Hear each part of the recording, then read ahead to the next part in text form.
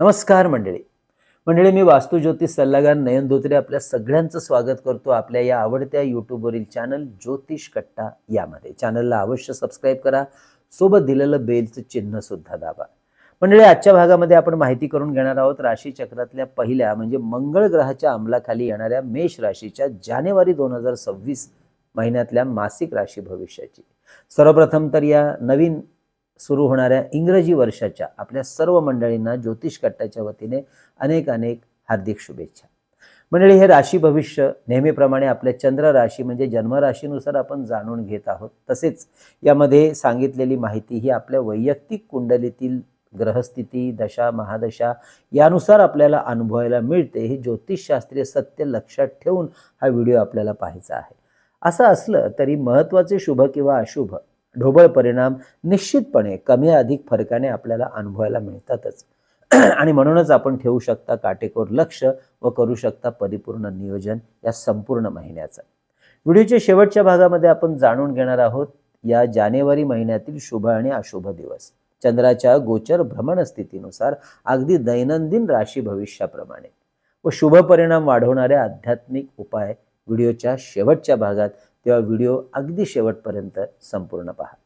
म्हणजे याच व्हिडिओच्या खाली विवाह, करिअर, नवीन वर्ष 2026चे वार्षिक राशी भविष्य आपल्या राशीचे या विषयाचे काही महत्त्वाच्या व्हिडिओंची लिंक खाली दिलेली आहे. ते व्हिडिओ अवश्य पहा आणि हो, या संपूर्ण वर्षाचं सुद्धा नियोजन करा. चला तर मग जाणून घेऊया आजच्या या भागामध्ये जानेवारी 2026 हे नवीन वर्ष आणि नवीन महिना आपल्यासाठी कसा राहणार आहे. महिन्याच्या पहिल्याच पंधरवड्यात आपल्या भाग्यस्थानामध्ये म्हणजे कुंडलीच्या 9व्या घरामध्ये एकाच वेळी शुक्र, बुध, रवी व मंगळ हे चार दिग्गज ग्रह गोचर भ्रमण करणार आहेत. यामुळे सरकारी कागदपत्रांची कामं, जमीन जुमल्याच्या खरेदी विक्री, गुंतवणुकीची कामं, महत्त्वाच्या गाठीभिठी, महत्त्वाच्या लोकांबरोबर काही महत्त्वाच्या मीटिंग्स, चर्चा, नवीन लोकांशी ओळखी यासाठी हा कालखंड शुभ व अनुकूल लाभ वाढवणारा राहणार आहे. व हे सर्व चारही ग्रह दुसऱ्या पंधरवड्यात कुंडलीच्या 11व्या घरात प्रवेश 10व्या घरामध्ये प्रवेश करणार आहेत. नावाप्रमाणेच हा कालखंड आपल्या कार्याच्या माध्यमातून आपल्याला बरेचसे लाभ पदरात पाडायला मदत करताना दिसेल. तेव्हा हा नवीन वर्षातला पहिलाच महिना आपल्यासाठी शुभ फलदायी राहणार हे निश्चित. आणि म्हणूनच आत्तापर्यंत थांबून राहिलेल्या कामावर पुन्हा एकदा नव्याने काम सुरू करायला हरकत नाही. कारण कार्याला भाग्याची साथ आहे आणि कर्मस्थानामध्ये सुद्धा दुसऱ्या पंधरवड्यामध्ये येणार आहे. त्यामुळे विशेष करून दुसरा पंधरवडा बांधकामाची जमीन खरेदी करणं, गुंतवणूक करणं यासाठी शुभ राहील. जी मंडळी जमीन जुमला, अग्नी, मशिनरी, इंजिनिअरिंग अशा विषयात कार्यरत आहेत तर finance, banking, accounting, medical, travels and tourism, publications, social media, multimedia, event management अशा क्षेत्राशी संबंधित सुद्धा कार्यरत आहेत. नोकरी किंवा व्यवसायाच्या निमित्ताने त्यांच्यासाठी हा संपूर्ण महिना अतिशय शुभ फलदायी राहणार आहे. लाभ मिळवून द्यायला मदत करणारा राहणार आहे. अर्थात कार्य जोरकसपणे करायचं आहे, व्यवस्थित नियोजन करून करायचं. जी मंडळी संरक्षण विभाग, अग्निशामक दल, मिलिटरी, सरकारी वरिष्ठ अधिकारी वर्ग, पोलीस खात्याशी संलग्न नोकरीमध्ये कार्यरत आहेत त्यांना काही महत्त्वाच्या जबाबदाऱ्या किंवा अधिकार, प्रमोशन, मनासारख्या ठिकाणी बदली असे चांगले अनुभव या महिन्यात मिळताना दिसते. परंतु ज्यांच्या मूळ कुंडलीमध्ये मंगळ, शनी हे दोन ग्रह जर अशुभ स्थितीमध्ये असतील तर त्यांना मात्र कामाच्या ठिकाणी मानसिक त्रास जरा जास्तच वाढलेला जाणवेल. त्या दृष्टीने अवश्य आपल्याला काळजी घ्यावी लागेल. तर घराच्या व कुटुंबाच्या जबाबदाऱ्यांकडे दुर्लक्ष होताना सुद्धा दिसेल या दुसऱ्या पंधरवड्यात. त्यामुळे घरातील वातावरण काहीसं ढवळून सुद्धा निघेल. विद्यार्थ्यांना हा महिना शुभ राहील. उत्तम मार्गदर्शन, मनासारखे परीक्षेतील यश मिळताना दिसेल. या महिन्यामध्ये कॅम्पस प्लेसमेंट, इंटरव्ह्यू, सिलेक्शन यासाठी विद्यार्थ्यांसाठी हा महिना उत्तम साथ देणारा राहील. मात्र योग्य विश्रांती व आरोग्याकडे मात्र लक्ष द्या, कारण त्यामुळे अभ्यासामध्ये त्रास होऊ शकतो. जी मंडळी नवीन नोकरीच्या शोधात आहेत त्यांच्यासाठी चांगली बातमी मिळेल. इंटरव्ह्यूज मनासारखे होतील. समोरच्यावर योग्य ती छाप पाडण्यामध्ये आपण यशस्वी व्हाल, मग ते कोणतंही क्षेत्र असेल. गुंतवणूकदार व व्यावसायिक मंडळींना शुक्र ग्रहाची साथ लाभाची राहणार आहे. तेव्हा जुन्या उधारी उसनवारी यांच्या वसुलीसाठी जोरकस प्रयत्न करा. वेळ द्या, नियोजन करा, आर्थिक लाभ पदरात पडतील. सरकारी कामं, सरकारी टेंडर मिळवण्यासाठी अवश्य जोरकस प्रयत्न सुरू ठेवा. यश मिळण्याचे सुंदर योग या संपूर्ण महिन्यात आहेतच. संतती, विवाह, प्रेमसंबंध, गुंतवणूक, प्रॉफिट बुकिंग किंवा नवीन कर्ज काढणं, नवीन ओळखी वाढवणं यासाठी एकंदरीतच हा महिना शुभाचा आणि लाभाचा राहील. वैवाहिक जीवन सुद्धा आनंद निर्माण करेल. जोडीदाराच्या कर्तृत्वाला वाव मिळण्यासाठी हा महिना शुभ राहील. त्यामुळे आपल्या वैवाहिक जोडीदाराला सुद्धा त्याच्या कार्यात योग्य ती साथ देण्याची तयारी ठेवा. तर ज्यांना भागीदारीत नवीन व्यवसाय सुरू करायचा आहे त्यांच्यासाठी हा महिना लाभाचा असेल. परंतु आपल्या मूळ कुंडलीमध्ये भागीदाराच्या व्यवसायात आपल्याला लाभ आहे का ते मात्र आधी तपासून घ्यायला विसरू नका. आणि ज्याला भागीदार म्हणून घेणार आहात त्याला सुद्धा त्याच्या कुंडलीप्रमाणे लाभ आहे का याचा मात्र अभ्यास करा. आरोग्याचा विचार करता हा महिना उत्तम आरोग्याचा राहील. मंडळी, हे नवीन संपूर्ण 2026 वर्ष आपल्यासाठी कसं राहील हा व्हिडिओ आपल्या चॅनलवर आधीच प्रकाशित झालेला आहे. त्याची लिंक खाली दिलेली आहे, अवश्य पहा. तरीही ज्यांना वैयक्तिक पातळीवरती या नवीन वर्षाचं अत्यंत सूक्ष्मपणे संपूर्ण मार्गदर्शन घ्यायचं आहे कार्याच्या संदर्भात, त्यांनी अवश्य आपली अपॉइंटमेंट ठरवावी. तर मंडळी, आपल्या इतर मंडळींना सुद्धा आपल्या वैयक्तिक कुंडलीचं किंवा वास्तूचं संपूर्ण ओव्हरऑल रीडिंग सशुल्क मार्गदर्शन घ्यायचं असेल तर अवश्य आमच्या कार्यालयाच्या संपर्क नंबरवर व्हॉट्सअप मेसेज करून कशा प्रकारे केलं जातं मार्गदर्शन याची जी आम्ही माहिती पाठवतो ती शांतपणे समजून घ्या, ऐकून घ्या आणि त्यानंतर अवश्य आपली अपॉइंटमेंट बुक करा.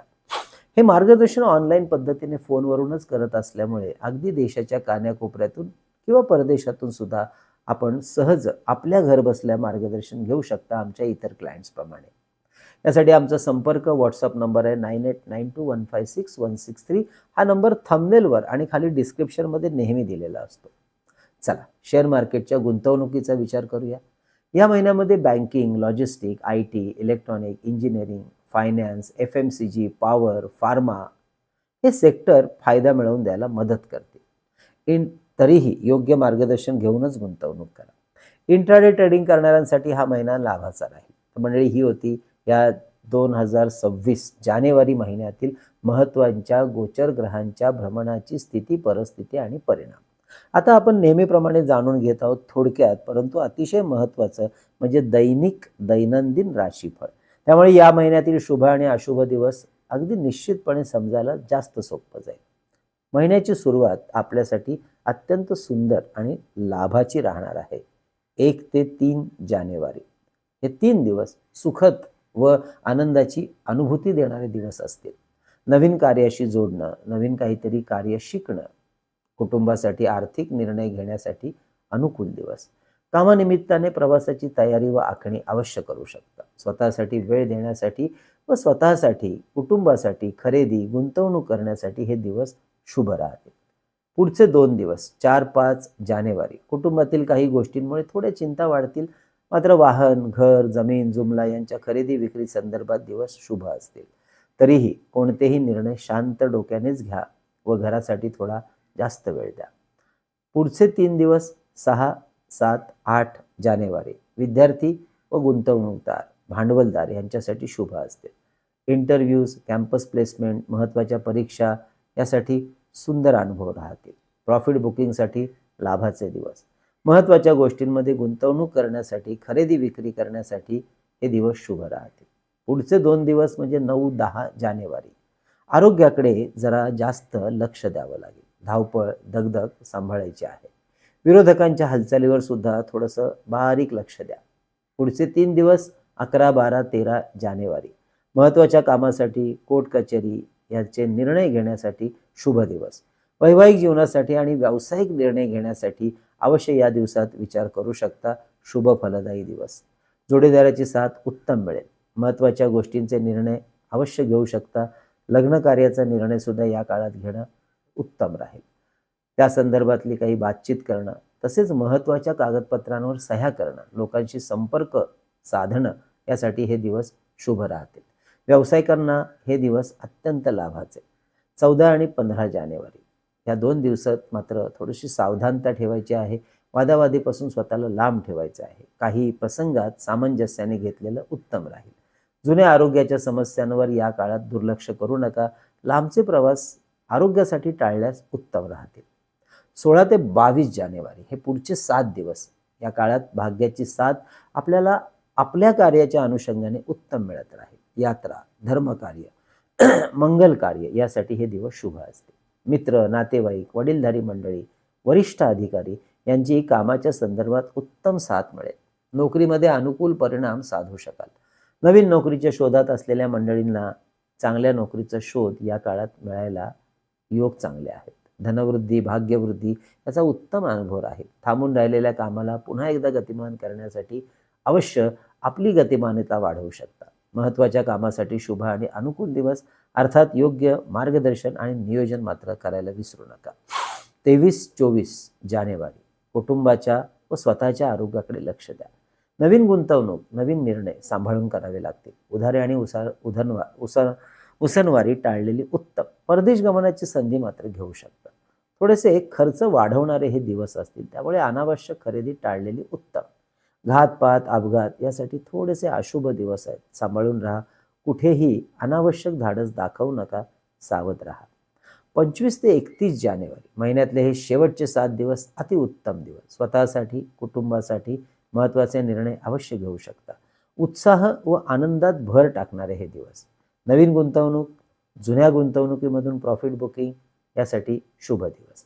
तर मंडळी, ही होती या 31 दिवसांची जानेवारी महिन्यातील माहिती. या महिन्यातले शुभ परिणाम वाढवण्यासाठी गणेशाची उपासना वाढवायची. यासाठी रोज ओम गंग गणपतये नमः या मंत्राचा जप 1 माळ अवश्य सुरू ठेवा. वेळ मिळेल तसा संकटनाशक गणपती स्तोत्र, गणपती अथर्व शीर्षाचं पठण सुरू ठेवा. म्हणजे आध्यात्मिक साधना आणि उपासना आपल्या मानसिक स्थितीला स्थिर करण्यासाठी अत्यंत महत्त्वाची असतेच. अशीच आध्यात्मिक साधना उपासना करण्यासाठी व नवनवीन आध्यात्मिक साधना उपासना जाणून घेण्यासाठी आपल्या ज्योतिष कट्ट्याच्या वतीने दत्त महाराजांची पवित्र भूमी सांगलीजवळील नृसिंहवाडी येथे भरगच्च अशा आध्यात्मिक कार्यक्रमाचं आयोजन येत्या नवीन वर्षाच्या पहिल्याच महिन्यात म्हणजेच जानेवारी 2026 मध्ये 3 दिवसांसाठी केलेलं आहे.